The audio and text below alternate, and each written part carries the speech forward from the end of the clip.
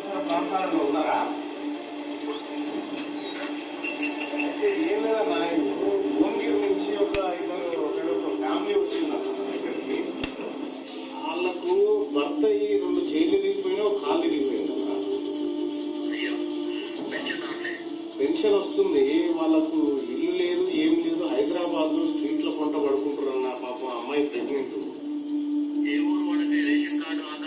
భువనగిరి ఉంది, urban colony. జర నా పేరు వస్తారన్నా, జర వీళ్ళని సేవ్ చేస్తాను. ఇప్పుడే పంపిస్తా, నా ఆఫీస్ లో ఉన్నారు. అక్కడికి వస్తారు, గంట బాగా అవుతుంది. ఓకే అన్న, రైట్ అన్న, పంపిస్తాను.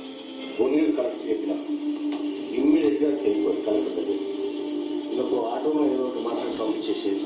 ఓకే, ఈయన డబ్బులు ఈయన అడిగి పోయి భువనగిరి పోయి కలెక్టర్ ఆఫీస్ ఎక్కేదా అబ్బాయి ఎక్సలెన్స్ కాదు సినిమా కావాలని పంపించిన చెప్పు, నీ బాధ అంతా చెప్పు. ఓకేనా, నువ్వు అప్లై చేసిన అది నిన్న ఇక్కడికి వస్తే వాళ్ళని కలెక్టర్ గారితో మాట్లాడి అన్న వీళ్ళని కాపాడన్నా అని చెప్తే కలెక్టర్ గారి హృదయం చూడు ఎంత గొప్పదో.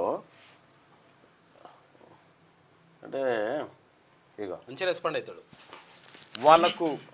వాళ్ళకు ఫుడ్ పెట్టించిండు. పోయి నైటు తన ఇంటికి పిలిపించుకొని ఫుడ్ పెట్టి బట్టలు కొనిచ్చి వాళ్ళ కార్ ఇచ్చి యాదాద్రి సేవా ఆశ్రమానికి పంపించి వాళ్ళని ఆశ్రమంలో జాయిన్ చేసి వాళ్ళకు బెడ్ ఇచ్చి వాళ్ళకు భవిష్యత్తులో తప్పకుండా న్యాయం చేస్తా అని చెప్పి ఒక భరోసా కల్పించిండు.